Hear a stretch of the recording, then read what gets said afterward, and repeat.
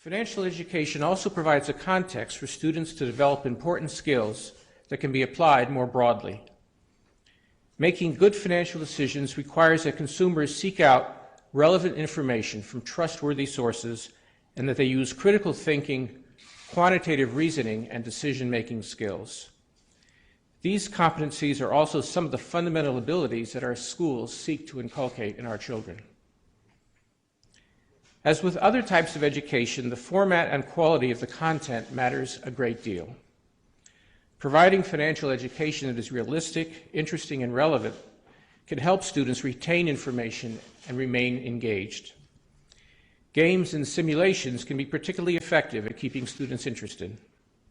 For example, in 2010, I spoke at the opening of the Junior Achievement Finance Park in Fairfax, Virginia.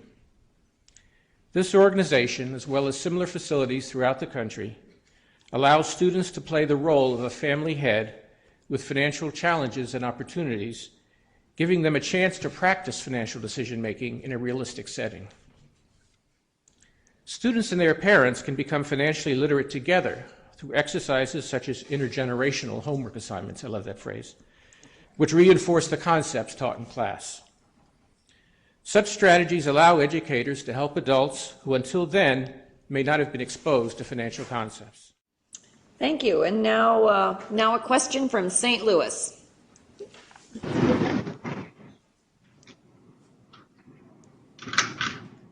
Hi, my name is Jennifer McElady, and I work for Special School District of St. Louis County, and I work with Normandy High School math students. My question, Mr. Chairman, should the public school system add more courses such as economics and finance to the curriculum? Well, we're all in favor of that.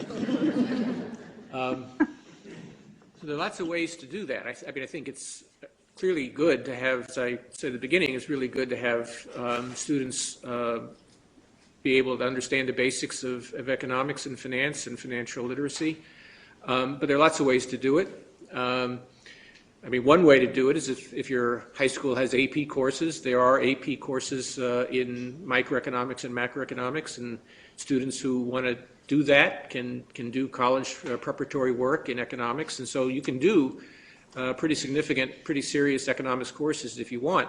But I say that because there are lots of other ways to incorporate economics. When I took history in high school, I said, well, this is all about kings and queens and wars.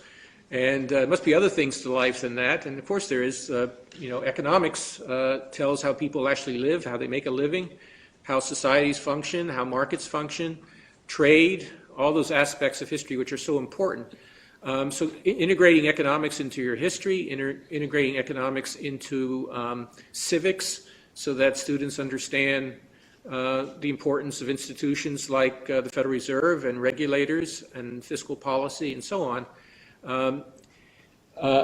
Then, of course, beyond that is financial literacy, which is so very important for all students. I don't think there are any students who should not be exposed to at least basic financial literacy concepts.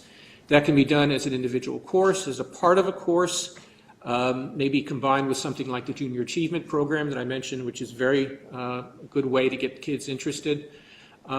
Or it can be integrated into consumer math or to a math class or other kinds of contexts. So there are many ways to do it. It depends on your resources and the kinds of interests that students have. But if you think about what people do every day, what adults are required to do in terms of their managing their finances and preparing for retirement and all those things, that economics and financial literacy are just critical parts of education, and there are lots of ways to incorporate it, and I hope that everyone here will do that. I assume that you're here because you're interested in doing that, and I congratulate you for that and encourage you to keep making that effort.